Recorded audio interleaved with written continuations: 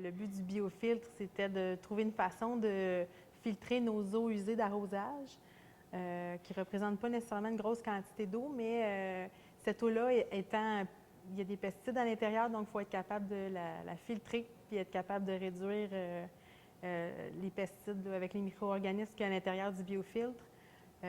Puis ça réussit à plus de 95 %. L'eau, elle est propre. Et puis après ça, on peut aller la remettre au champ sans penser qu'on va encore mettre des pesticides. Comme toutes les bonnes fermes, on voulait être avant-gardiste, on voulait s'organiser, trouver quelque chose pour améliorer, dans le fond, les résidus de pesticides. Bien, cette idée-là, c'est qu'en fouillant puis en allant voir ailleurs, dans le monde, qu'est-ce qui se faisait, on a su que ça se faisait un biofiltre à pesticides. Puis même qu'on avait l'expertise au Québec pour pouvoir être capable de s'en construire un. Donc, on a appelé les gens du Prisme pour avoir des détails là, sur la construction, puis on a été capable de s'en fabriquer un maison, puis d'être capable de s'en servir là, à la ferme.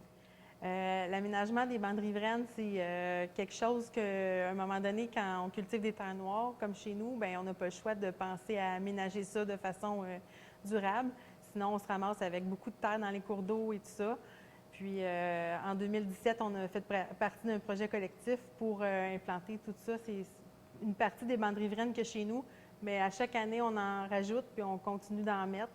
On a soit des bandes riveraines arbustives ou on en a d'autres avec des fleurs pour les pollinisateurs, favoriser les oiseaux, etc. Fait que ça amène un plus à la ferme.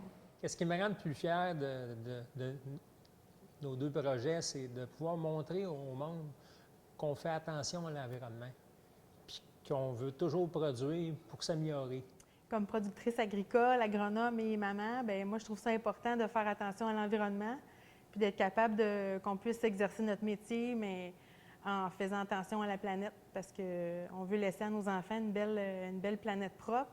C'est pas nécessairement évident de le faire à 100 %, mais quand on est capable de faire des petits gestes comme ça, puis on les additionne ensemble, puis que les gens se parlent, puis se contaminent, on est capable de faire quelque chose de bien qui a un plus grand impact.